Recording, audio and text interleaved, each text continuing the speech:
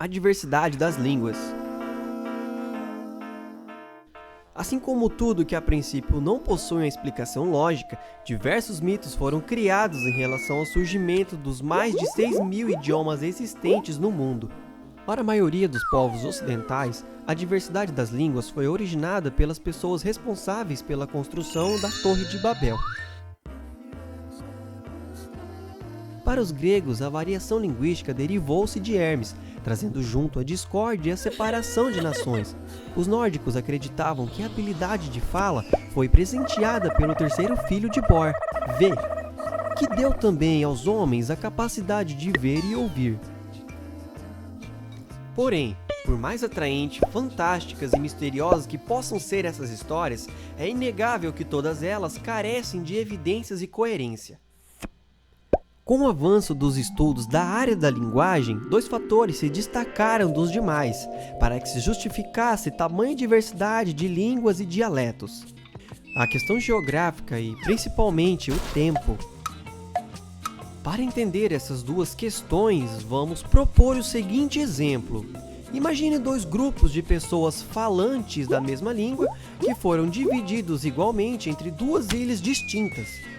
Em uma, o lado costeiro parece se privilegiar, fazendo com que grande parte da população se volte à pesca e à produção de produtos variados. Em outra ilha, com terreno montanhoso, se prevalece a agricultura e a pecuária. Ao longo de um determinado período de tempo, seria possível observar mudanças entre os dois povos em sua maneira de se comunicar. Porém, vale observar que o tempo não é o único fator responsável pela variação linguística. O fator geográfico fez com que as duas civilizações fossem obrigadas a se adaptar, o que consecutivamente levou a uma transformação cultural, que terminou influenciando a língua em ambos os povos. Mas além disso, é preciso ter em consideração o isolamento que foi criado ao separar ambas as civilizações, que levantou um campo limitador de influências externas. Considerando um território mais comum, onde diferentes culturas não estão divididas ou ilhadas por questões territoriais, como é grande parte da Europa, é possível notar como diferentes línguas se modificam ao entrarem em contato uma com as outras. Em uma situação como essa, é preciso levar em conta outras duas forças que agem simultaneamente: o intercurso e o espírito de campanário. O espírito de campanário é responsável por fazer com que uma comunidade permaneça fiel e restrita às tradições desenvolvidas em seu meio. Esses costumes são os primeiros obtidos pelos indivíduos em sua infância. Em contrapartida, o intercurso obriga os homens e mulheres de diferentes localidades a se comunicarem, como, por exemplo, comerciantes vindos de outras localidades, dispostos a trocar bens e produtos.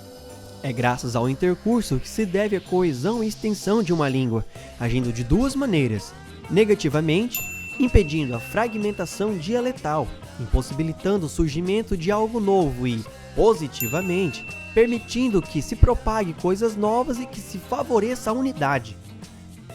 A forma positiva do intercurso justifica o uso da palavra onda, para que se legitime os limites geográficos dos fatos dialetais. Como, por exemplo, ao se observar que dois dialetos de uma mesma língua possuem características em comum, mesmo em regiões bem afastadas uma da outra, demonstrando que a transformação surgida em seu local original não teve muitos obstáculos em sua propagação. Se um fonema T passa a ser substituído por TS em um determinado local do território germânico, o novo som tende a se propagar ao redor de seu ponto de origem. No lugar onde surge uma inovação como essa, é classificado como um fato fonético puro, mas, fora do ponto de origem, só se estabelece geograficamente por contágio. E, quando comunidades substituem fonemas tradicionais por outros vindos de fora, não se trata de um fato fonético, mas de imitação de um falar vizinho. Durante o processo de estudos da linguística, existem dois métodos de descrever e analisar os fenômenos observados: a sincronia e a diacronia. Sendo sincrônico os estudos dos fatos que acontecem simultaneamente, em um período único isolado no tempo, e diacrônico as ocorrências que acontecem através do tempo.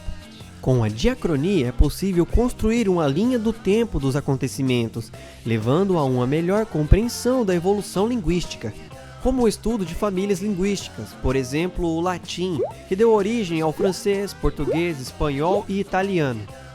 A linguística evolutiva é, nesse sentido, comparável à geologia e à paleontologia, estudando os acontecimentos históricos em busca de compreender os processos que deram base a toda a construção da comunicação moderna.